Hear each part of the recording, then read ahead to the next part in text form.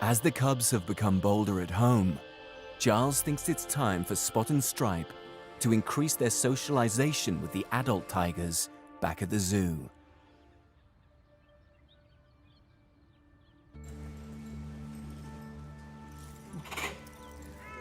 At the main tiger compound, Giles and his team are full-time carers for 10 adult tigers, and Spot and Stripe have been gradually exposed to them.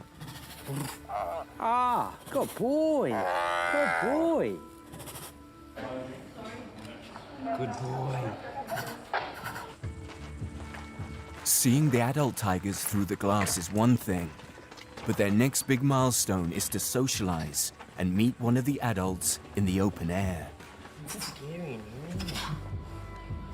There's going to be lots and lots of interesting smells in here with all the other tigers. You know, like the big guys come through here on a regular basis, and it's much, much more of a sensory stimulation for them in here in terms of the smell than just being around the front of the glass. Like the big tigers never go around that side, so. Get used to walking around here, boys. In just over a month, the cubs will be too big to live at home.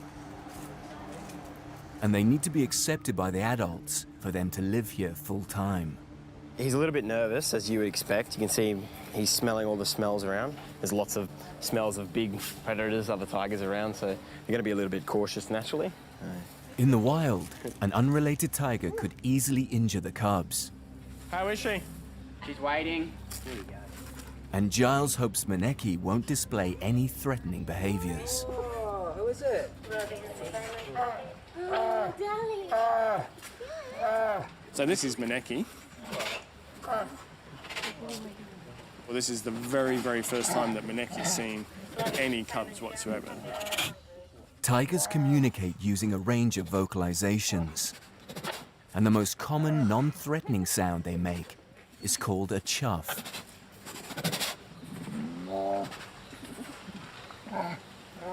Chuffing is reassuring. So they're chuffing at her, they're chuffing at each other. So it's a reassuring type of noise, but it's also a way of greeting, so that she speaks your language, not like Ruby. Tigers are one of the few cats in the world to communicate in this way. These guys are very inquisitive, so their facial expression with their ears is exactly that. Now he's being a bit submissive for the fact that he's putting his ears slightly back, he's getting down low. So that's just being a little bit unsure, if you like. Whereas Maneki, you can see how relaxed she is. She's sat there, she's fairly happy.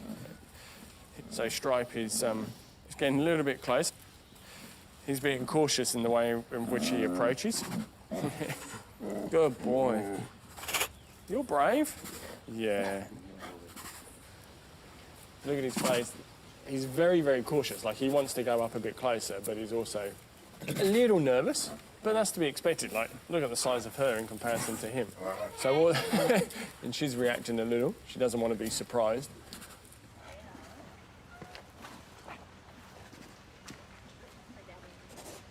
The cubs have won over Maneki, and Giles is relieved. For a very first encounter, you couldn't have asked for it to go any better or any smoother. You know, no one's being aggressive, no one's showing